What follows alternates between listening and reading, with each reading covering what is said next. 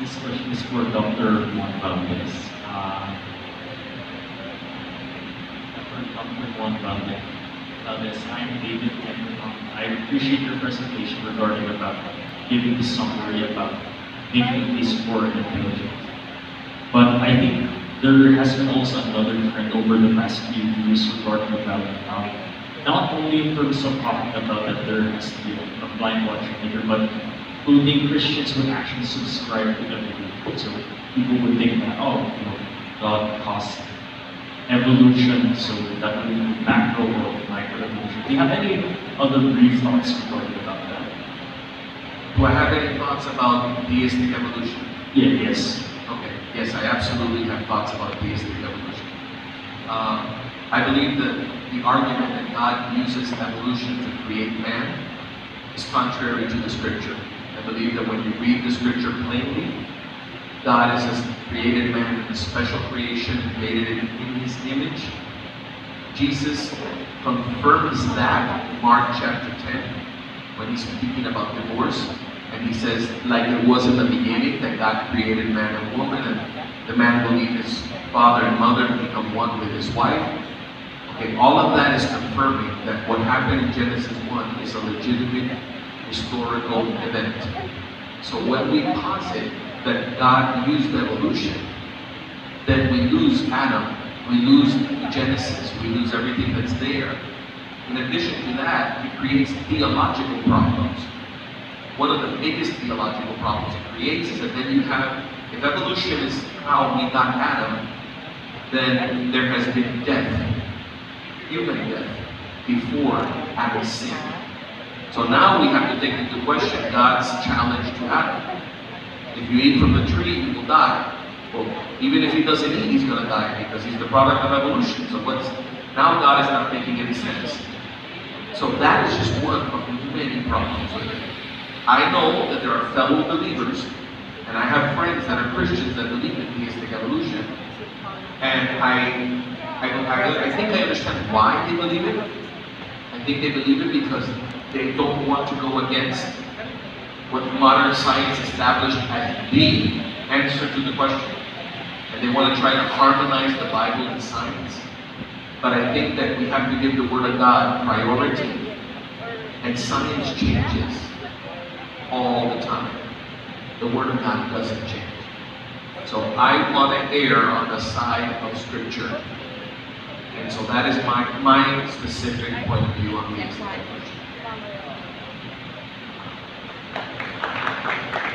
Thank you, Dr. Juan Valdez, and also David. Just to add on what Dr. Valdez said, so it is entirely possible that certain people, especially from the sciences, would accept evolution because they're afraid to be different from the majority in the academic world. It is possible for them to lose their job, something like that. And moreover, the only thing that I can say also is that we just have to be honest with the scientific evidence, so we have to be cautious. We have to look at it very carefully and handle it well. And as we have shown earlier naman, we have a very good case that evolution is not sufficient in explaining biological origins. And so I think we should be confident enough to say God is involved in the creation of living things and in general the universe. So, Thank you, Denver, for that answer. So, I hope they were able to answer your question. Okay. For our next question.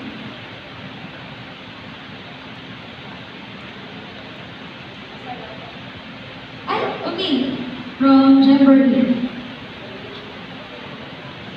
It's easy.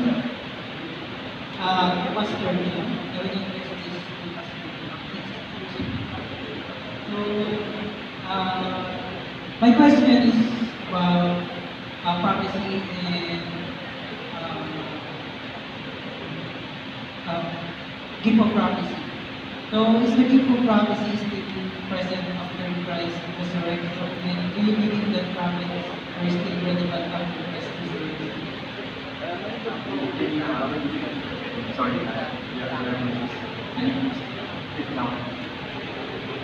Is the gift of prophecies still Yeah, we can hear you. You can put monitors for the Dr. Maurice. Yeah, so the questions is there. Is the gift of prophecy still present after Christ's resurrection? And do you believe that prophets are still relevant after Christ's resurrection?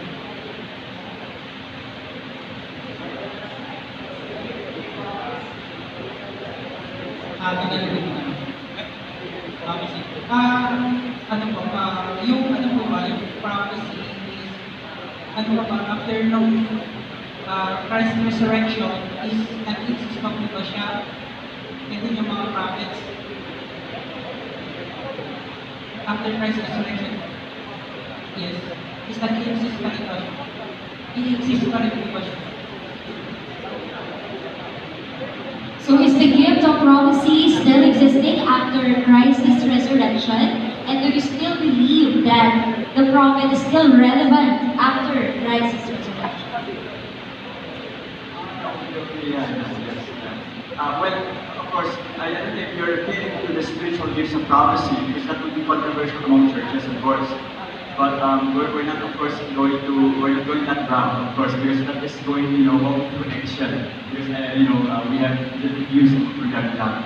But when you talk about, of course, the prophecy in the scripture, of course, in the scripture, talking about the future prophecies, I believe that all theologians agree that there are still prophecies that are still going to happen in the future, especially in Revelation, of course, however, but unless the person has a different view in terms of eschatology.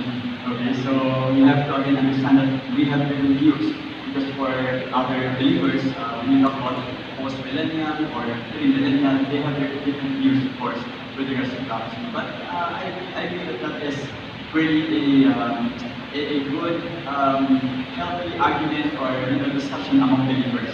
So a believer can say that it's still ongoing. There's still prophecy that needs to be fulfilled, especially having the Lord Jesus Christ. One, we believe that all of us here agree that Jesus Christ will come in the future, and there's no question about it. But there are still, of course, if you talk about millennial, he will have his own view in regards to other prophecies as well. And which the post-millennial will also even disagree, and amillennial will also even disagree. So again, it's really a healthy discussion among believers. Of course, all of us here have different views because it's eschatology. And I don't want us to, walk connection. So thank you so much. Okay, thank you, Pastor Joel, for that answer. Of course, it's going to be a very long discussion. We are going to dwell on that. So, can we have the next question, please? Is someone also ready to ask? Yes, Pastor Joel.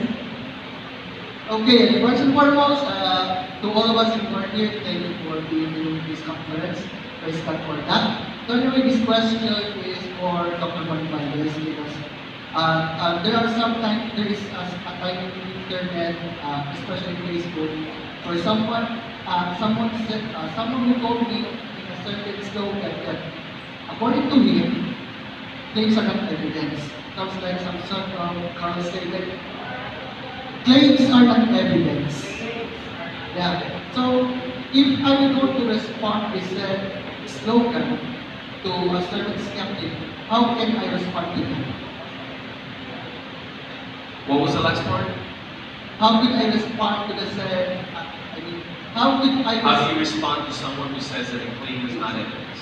Yes, Okay. yes, Doctor.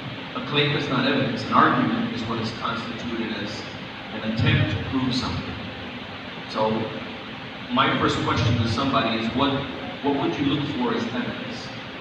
Where's the bar? And what are we trying to prove? If you're asking me, okay, is there evidence for God? What evidence do you expect me to provide for you? If you want me to bring God into the room and for you to meet Him, I cannot provide that evidence. But I can provide claims and then arguments that support those claims. Claims are like the conclusions of an argument. So if I claim there is a God, then I have to be able to back that up with an argument. My argument is, for example, every design implies a designer. The universe has a great design, therefore the universe has a great designer. And so that argument then takes my claim that there is a great designer and gives it an argument. Now I have provided evidence, logical, rational evidence for the existence of God. But it may not meet the expectation. That's why I first established what is the expectation. Because if your expectation is impossible to meet, then there's nothing else to talk about. Okay, so that's what's important. A claim is not evidence. And hopefully we're not just throwing out claims, we're establishing arguments in support of our beliefs. Alright, thank you for that, Dr. Juan Valdez. And it's also a great reminder for us that what constitutes a good argument is claim and support, right? We have heard that from Omar also earlier in mortgage apologetics. So I think let's have the first question. What is your comment on the notion that it was Christianity's unbridled pursuit of truth, example natural science, philosophy, sociology, etc., that led to its imminent decay, culturally at least in the West? Anyone would like to answer the question? Did you get it?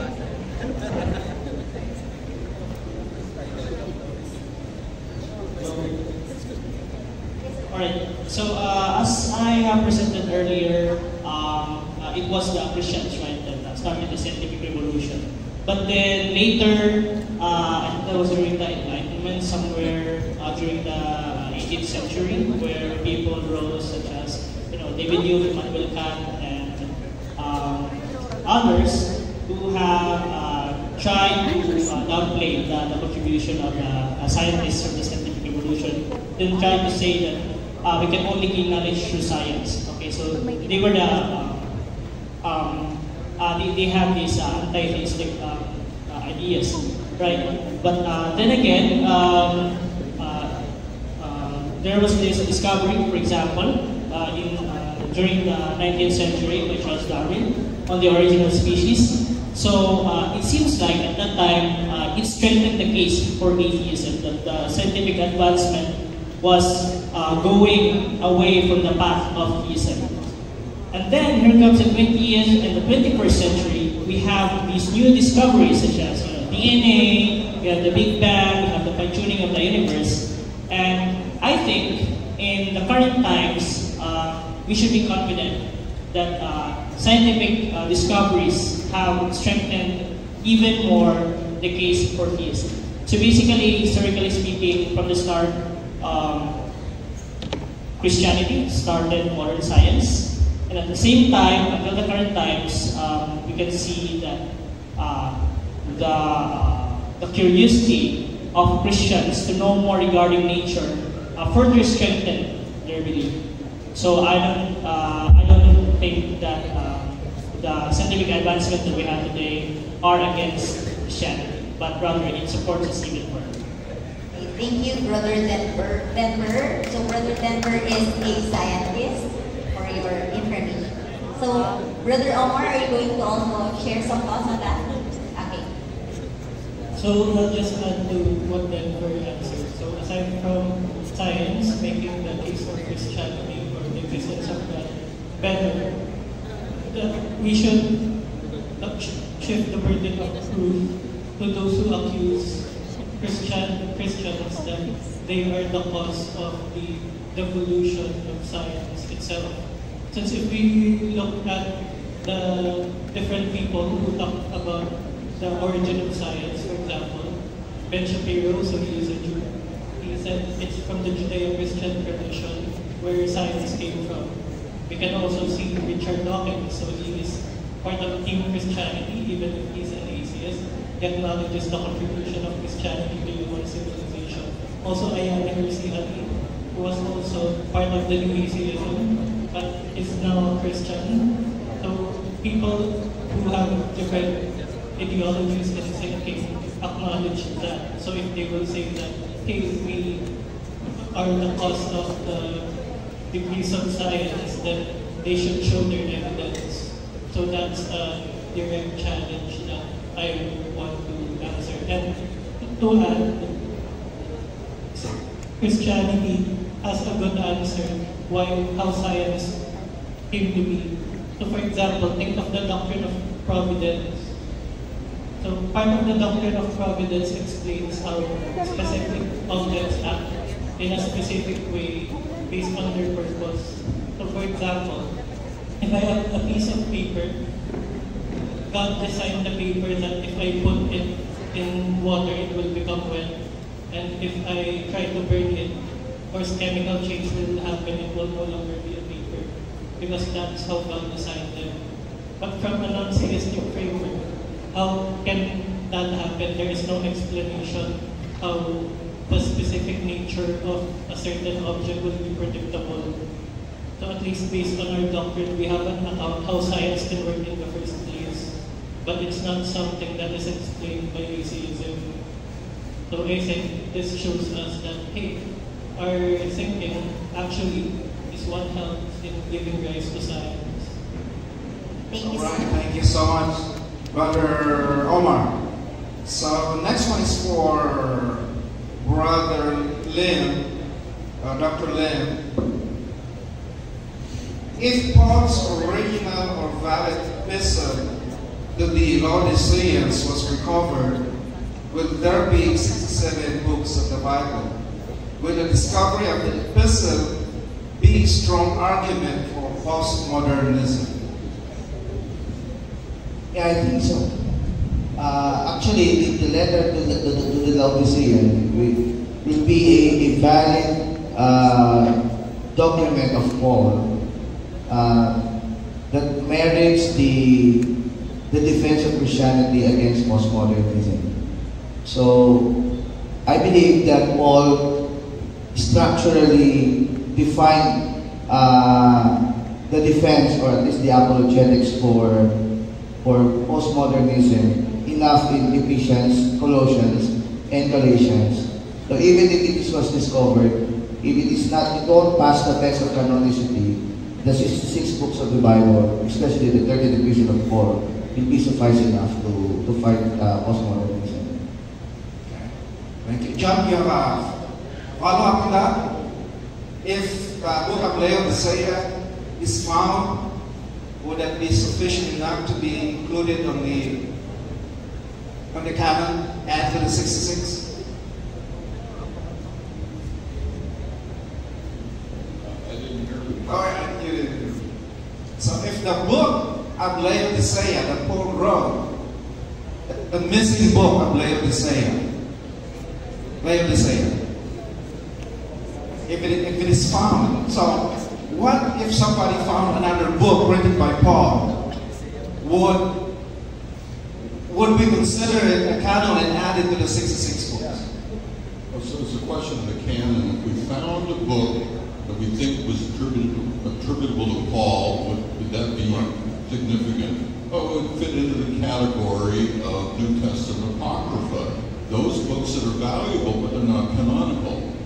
Because I believe the Lord has clearly set forth and the church discovered what books God had inspired that He wanted the entire church to be aware of. And we know that Paul wrote other letters.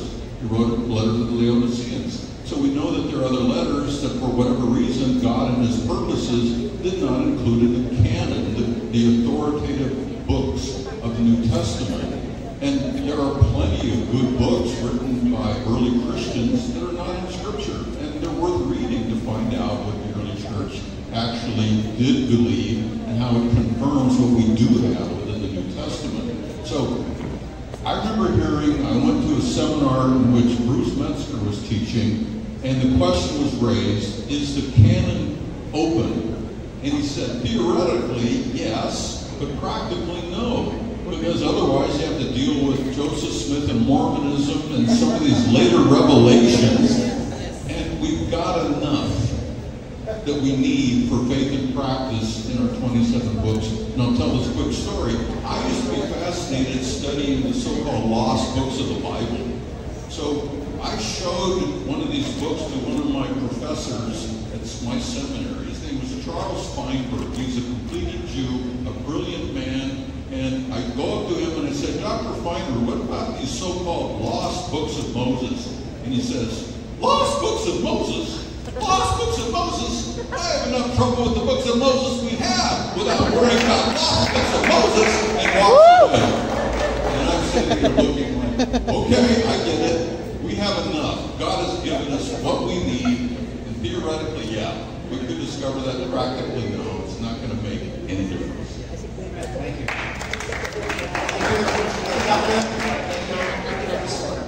All right, this is for Attorney Laurie Stewart. My question is related to the ascent portion, and I have been reflecting about God's deliverance. While I do believe miracles are possible, why is it that there are conflicts that are still remain to be unresolvable? Say, for example, divorce. Yeah, there are several different reasons why some conflicts are not able to be reconciled. So we are told in the scriptures that we are to live at peace with others as far as it depends on us.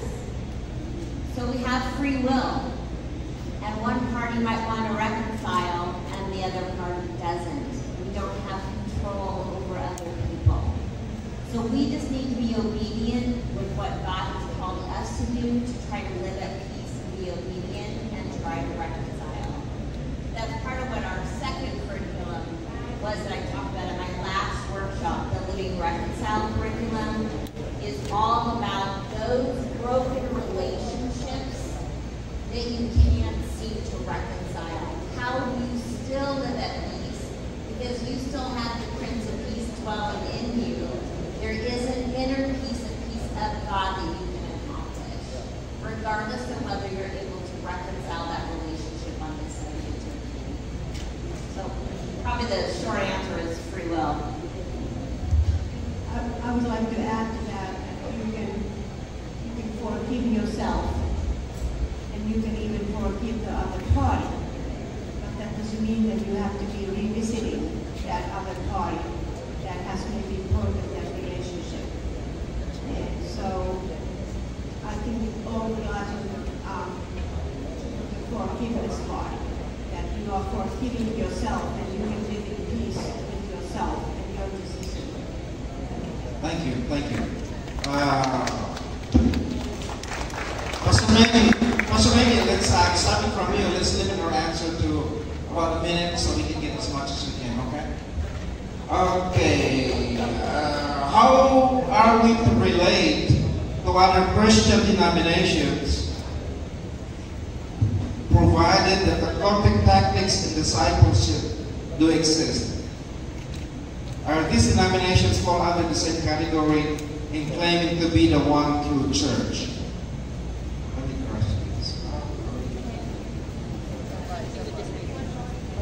So in the presentation that I presented a while ago about the distorted Christian discipleship, many churches are claiming that they are the one true church. But the problem is in terms of theos, in terms of teleology, God's design of the discipleship, they are deviating from God's original design of discipleship. So the question is, are we going to have fellowship with these people? The fact is, yes. It is because they need to know the truth and they need to learn from us to understand the telos so that they can have the correct view of the proper discipleship, the proper Christian discipleship. That God is the efficient boss and He gives us the shape, and from where we are being formed through the spiritual formation with a very final goals to become like Jesus Christ. That's it. All right. Thank you. Appreciate that. So this one, anybody, why did God allow so many denominations and religions to the world? Maybe Pastor June.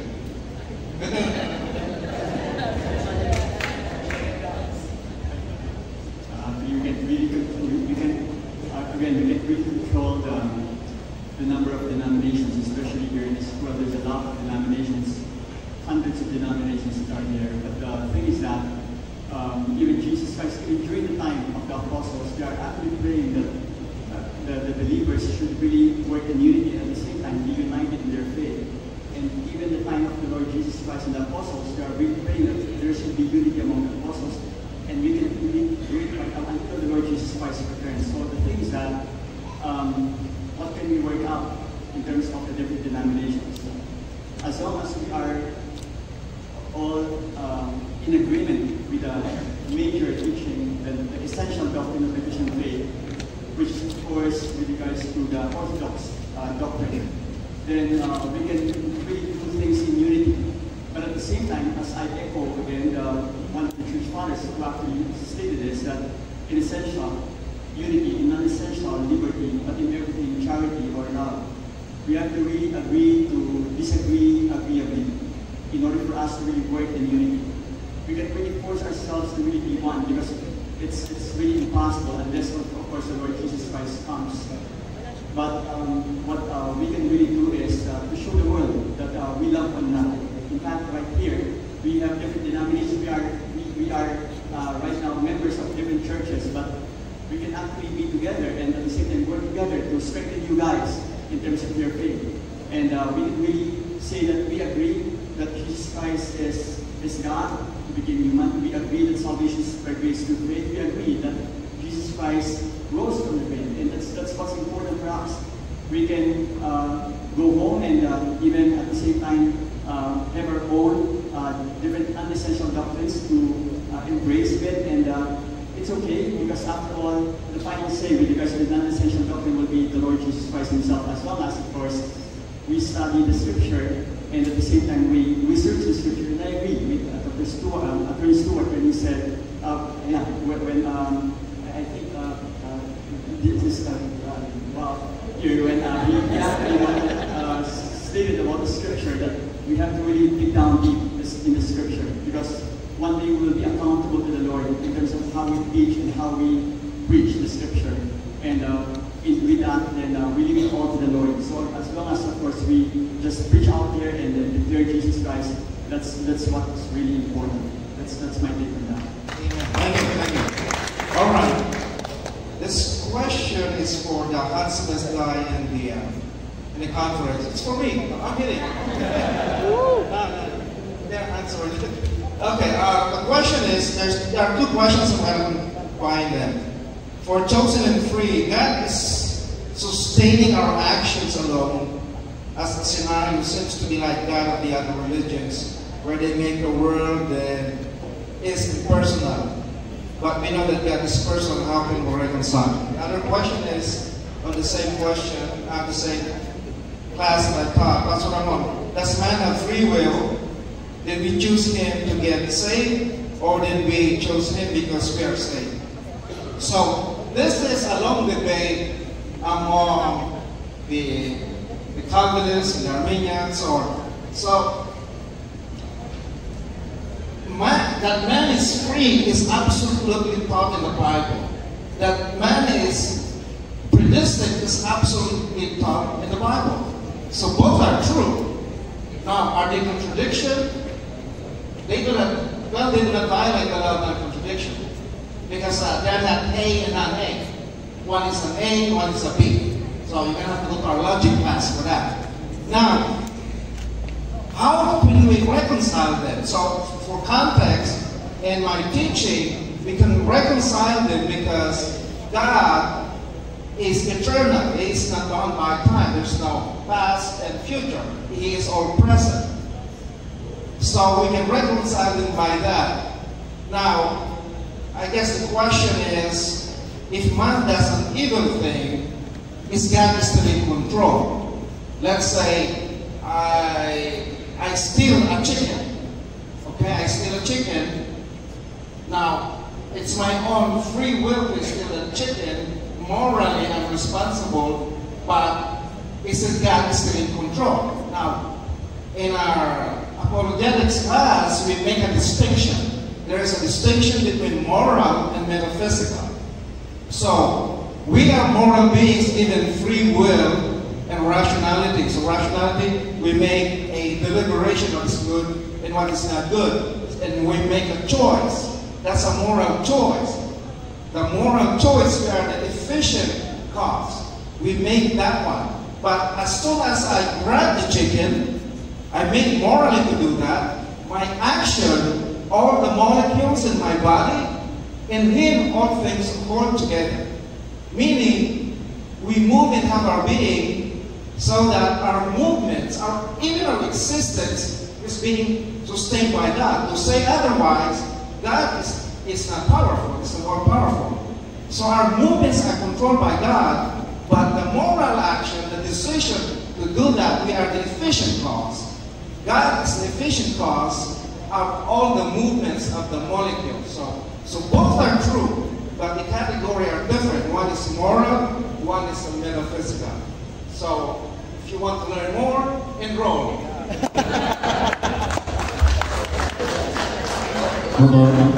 Ramon, could I comment on that too? Sure.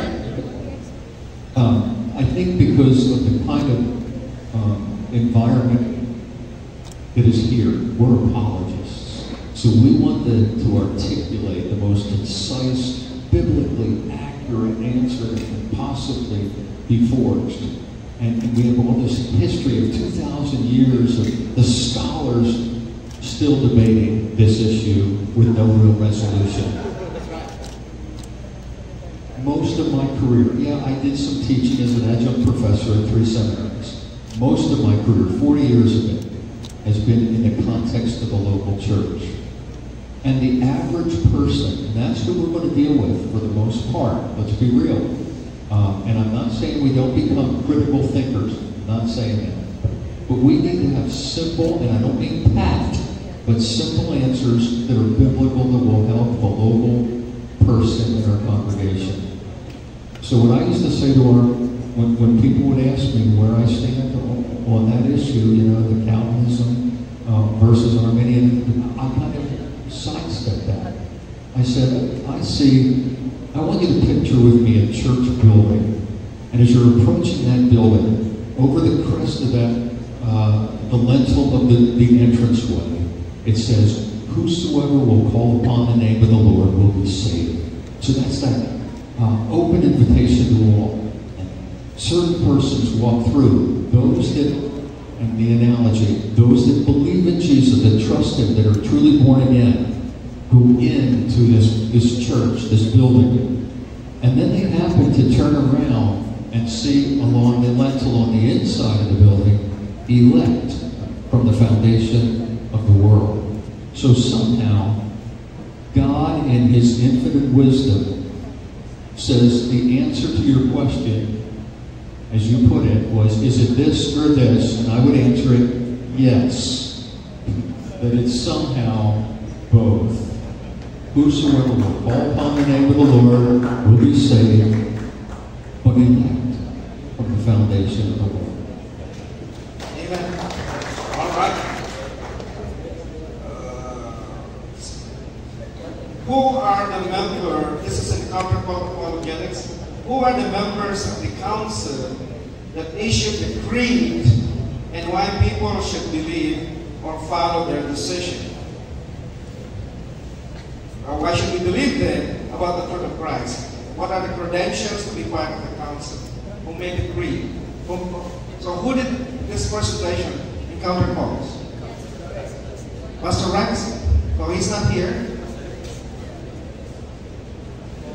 So, who wants to answer that?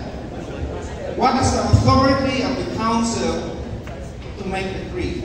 Actually, we have to understand that when the apostles, the last apostle of Christ was actually the Apostle John, 95, and we can also see from the history that they have actually discipled the young people during the time. We know that John discipled Polycarp, for example. Polycarp became the Bishop of Lyons, and eventually Irenaeus also became the Bishop of Lyon in Italy.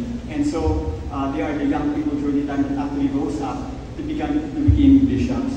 And a number of them scattered from the Pentarchy. And when I say Pentarchy, they are from Jerusalem, Antioch, Alexandria, Constantinople, and at the same time Rome. they became leaders of the church. And so I would say that they are much nearer to the apostles, and they know the writings of the apostles. So therefore, they have the credibility to actually be leaders, and at the same time, they determine also which are the writings of the apostles as well.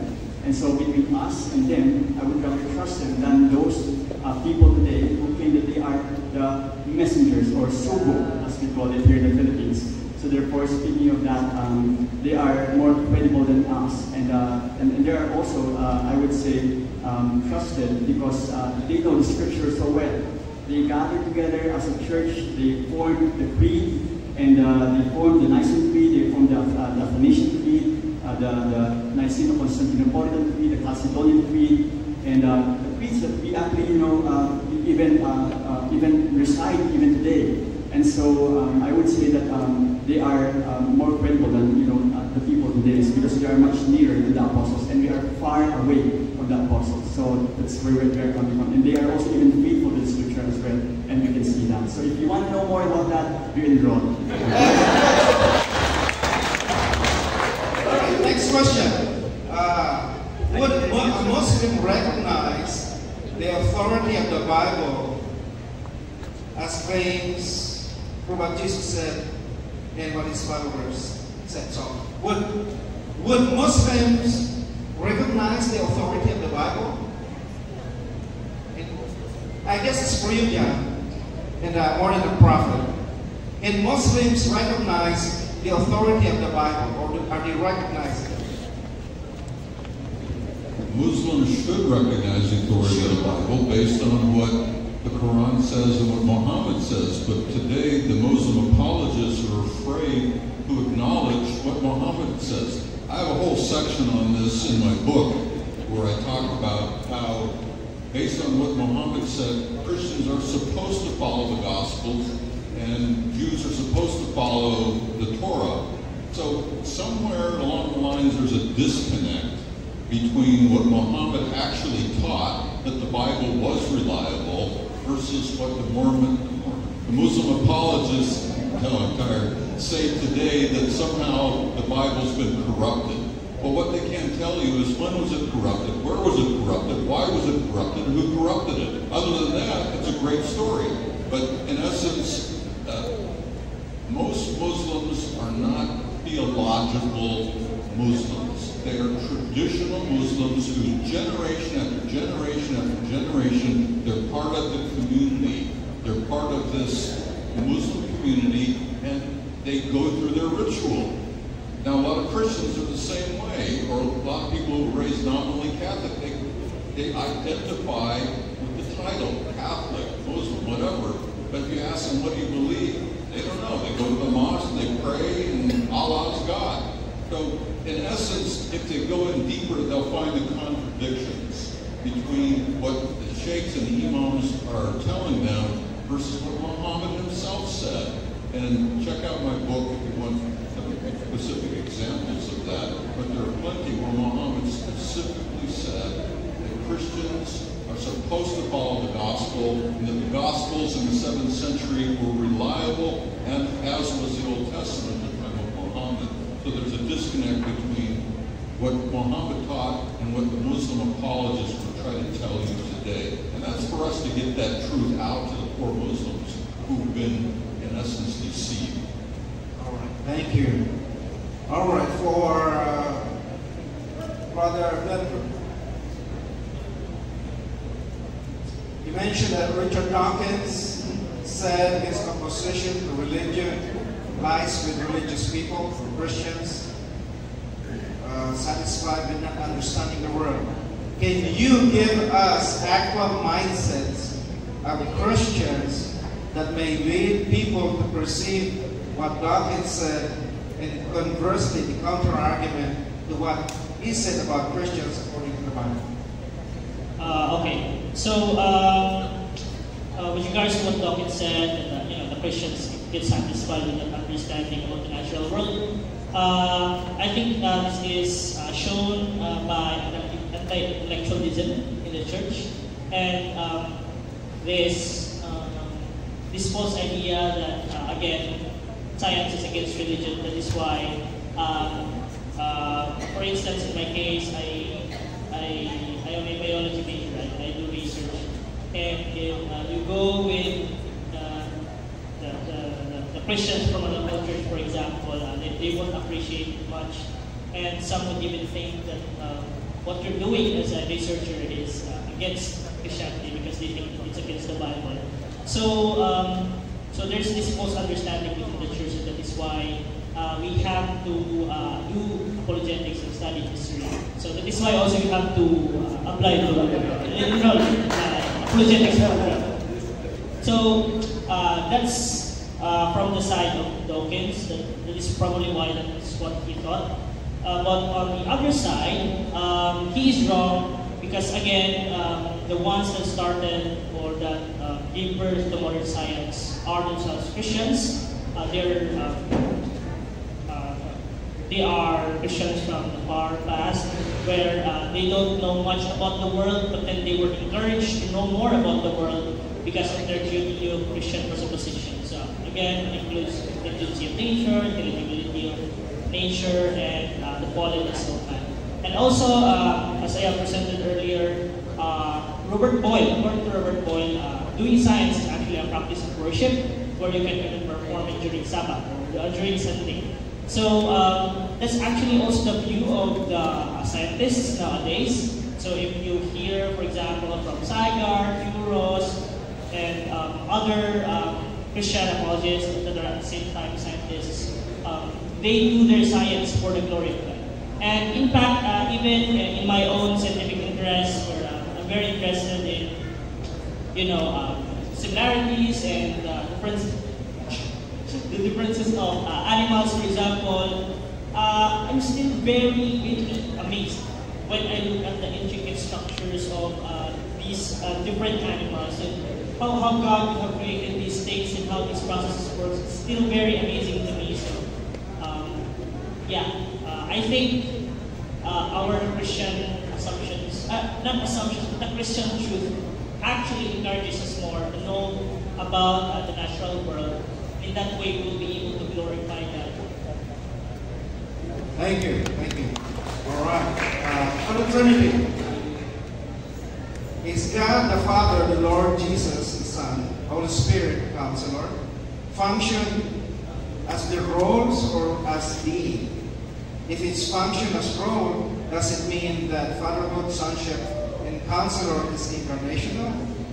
In eternity past and eternity future, these functions do not exist. Is it correct? We have to understand that there's a debate between evangelicals whether the sonship is eternal or not. And I don't want to dive into that because I don't know, my brethren here, will agree whether the role of the Son really is eternal or it just started. But however, we have to understand that there are the roles of the Father, the Son, and the Holy Spirit. And the being refers to the attribute of God as to who He is. They are, let me just clarify that they are one and united in that being, that they are omnipotent, omniscient, and omnipresent. But however, in terms of the role, they are actually distinct. So whenever we say distinct, we are referring to the role. That's why we always say there are three distinct divine persons in the one Yahweh or one God. It is not different. It is not separate. It is not individual, but distinct. Meaning that we can distinguish who the Father is, who the Son is, and who the Holy Spirit is based on the role that they play. And there are many times that many Christians are really confused with regards to the roles. But however, the Old Testament writers and New Testament writers are not confused over that. In our prayer, we have to always be clear with regards to the role, because sometimes or many times we tend to even crucify the Father on the cross in terms of our prayer. Okay? As I heard also, once in our prayer we said, Lord God, Father God, thank you Jesus for dying on the cross for our sins. Imagine the Father and the Son was crucified already on the cross because they don't know the roles. So that's why we have to again be clear with regards to the role.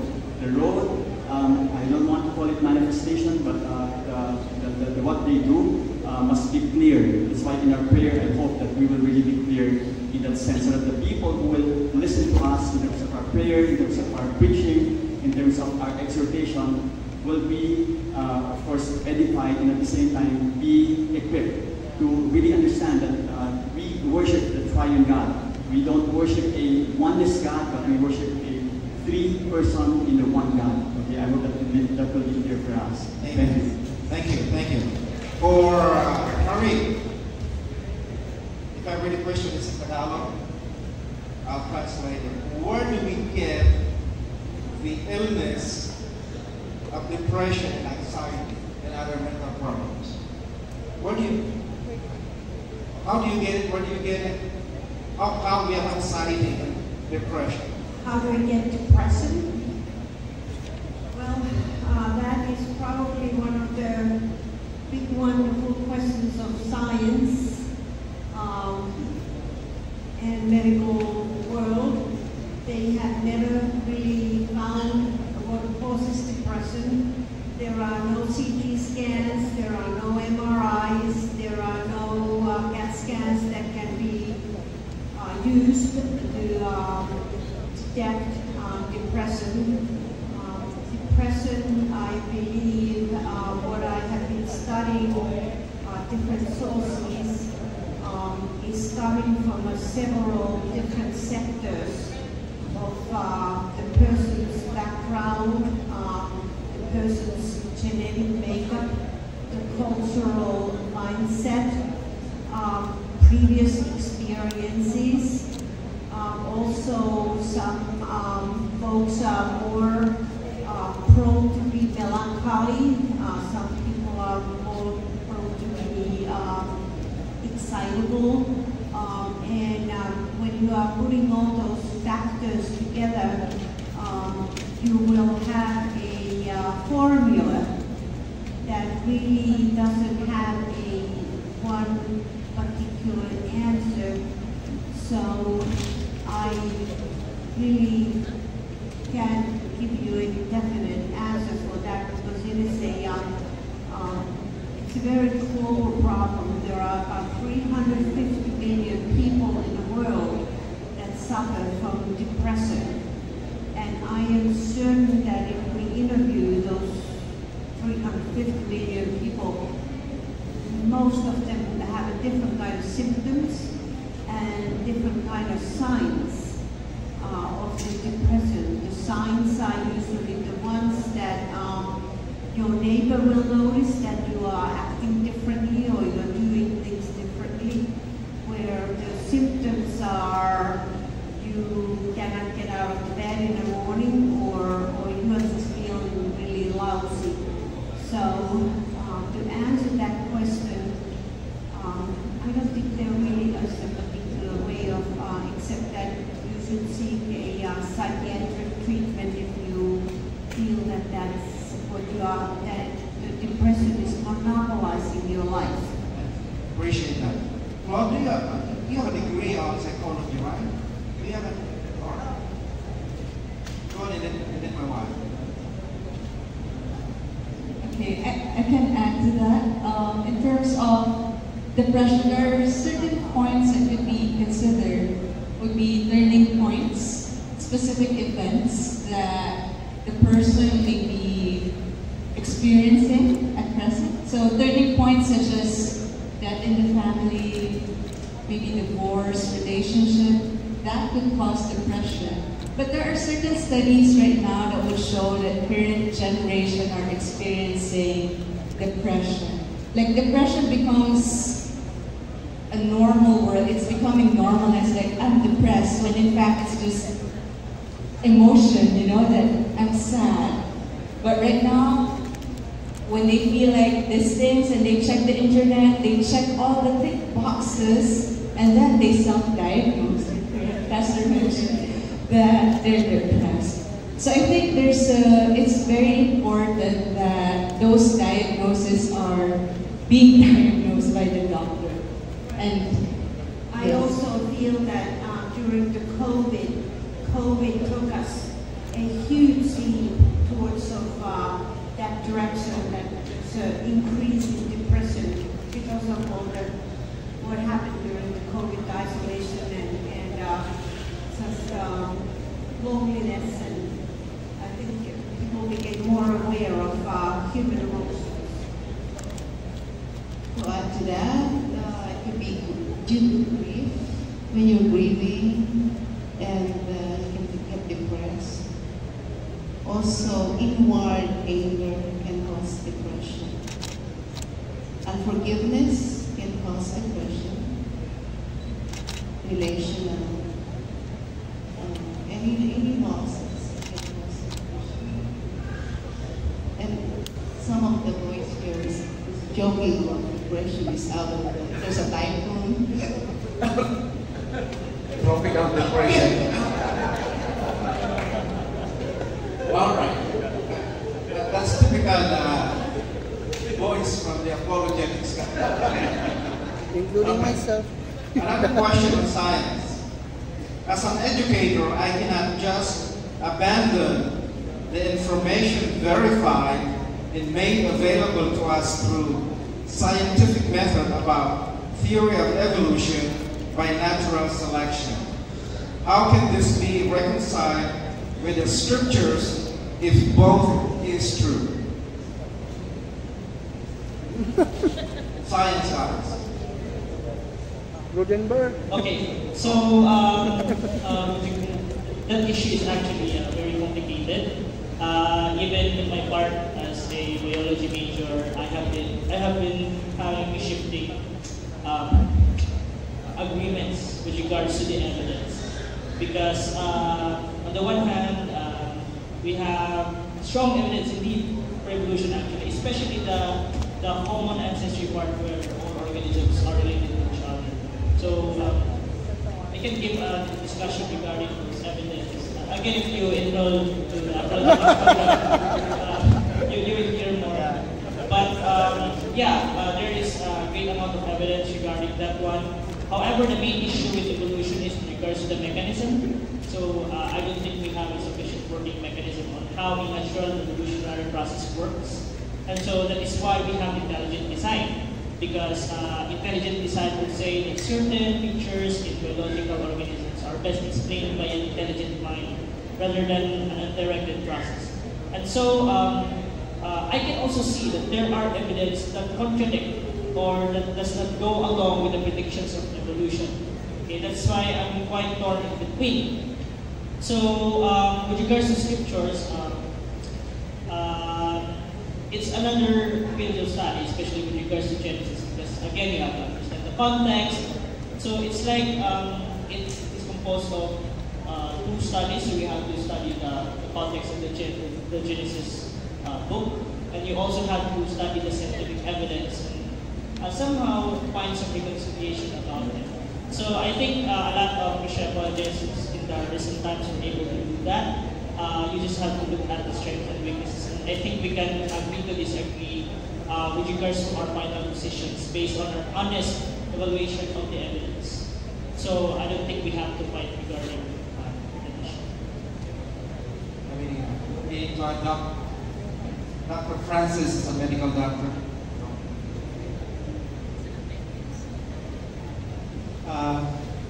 With regards to evolution, we don't have, in scripture, for example, in the case of Adam and Eve, we don't have text in scripture that tells us that they came from lower hominids or primitive humans. So we will not hold on to that. But we can find skeletons of what we believe to be early humans like Neanderthals or Australopithecus. But we have to remember that all of those are, at the end of the day, guesswork from the scientists, and we don't have actual proof that these are actually early humans. They might have similar characteristics than us, present humans. But that's not proof of evolution. They actually evolved from primitive humans. The last question is for Dr. Bob. Why do Christians hold grudges to the people, Judas, Jews, Pilate, etc., who played a role in Jesus' crucifixion? If it was prophesied by Jesus, it seems they have no choice but to do otherwise. Jesus' words will be false. I'll translate it. So Jesus, Judas, Pilate, did something wrong to Jesus. Yeah, he betrayed him. And then Pilate sent him to the cross. The Jews crucified him. And it was prophesied. So, why are we mad at them? Because if they didn't do it, then Jesus would not have died, and there will be an upset. The question is, why are we mad at them?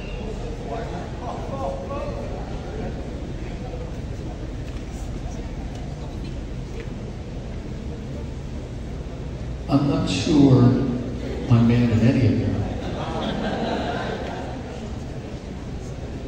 But for the grace of God, I would have been Judas. But for the grace of God, I would have been Pilate. But who put Jesus on the cross? Did Judas put Jesus on the cross? Did Pilate put Jesus on the cross? Did the Sanhedrin put Jesus on the cross? We could get down the whole list. I put Jesus on the cross, and so did everyone else in this room, and so did all of humanity throughout, from the day of Adam through the last child born before Jesus comes back. We all put him on the cross. That's why the Father had the Father with the Son and the Spirit had their pre-eternal meeting and said, let's create man, and let's show them a love that they could never, in all of eternity, imagine unless it was fleshed out before them. And we'll step down into time and space and show them the epitome of love, the preeminent display of love. For greater love has no one than this, that he laid down his life for his friends. I put Jesus on the cross. And in that sense, I'm mad at me, but I'm grateful to the Father, for by grace I have been saved through my faith. Thank you.